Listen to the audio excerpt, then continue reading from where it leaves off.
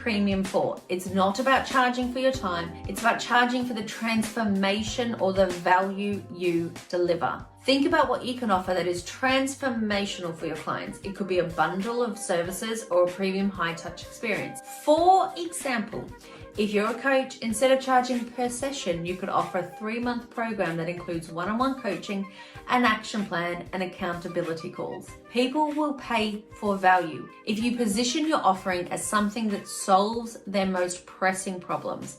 So I found this when I shifted from working on an hourly rate to more of a package. I was so resistant to it and I thought I had to do more in order to, but when I actually just shifted it from the money side and actually created, well, what's the transformation? What's the impact? Clients showed up who were willing and ready to invest in themselves. Instead of just paying for a service, they actually wanted to invest in themselves. And with this investment came the transformation, because they were saying they were ready for change. They were ready for transformation. So when you actually price yourself at an area that is aligned with the value you provide, that is where the transformation happens. Now, pricing can be quite a personal thing. So if you're like, I have no idea how to price this service or offering, then I want you to write where the client is or where the person is before they meet you. Where are they after? And how can you put a price, like what is the price that you can put onto that? And a lot of the times we get stuck in but I'm just doing this because it's so easy for you.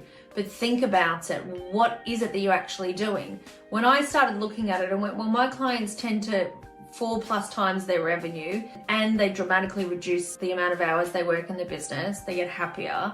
They get to spend more time with their family. That's pretty cool. And then all of a sudden I started playing around with the prices. And as I played around with the prices, I figured out what kind of clients I was attracting at those prices, and did that align with me? Did that work? And when it did, I stuck at that price for a while, and when it didn't, I went back and understood the value and tried again, and then went, yep, this is more aligned now. And there's nothing wrong with that. This is your business. You're getting to test out and figure out who's the best and ideal client for you. And if you're like, I still have no idea, look back at your previous clients, your most favorite clients, and figure out the transformation and the value you gave them. And what was the price point? Now, what would happen if you doubled that price point and you were able to reduce the time in which it took them? What would that look like? That starts to give you an area to ruminate on and to start to expand potential offerings for your ideal client.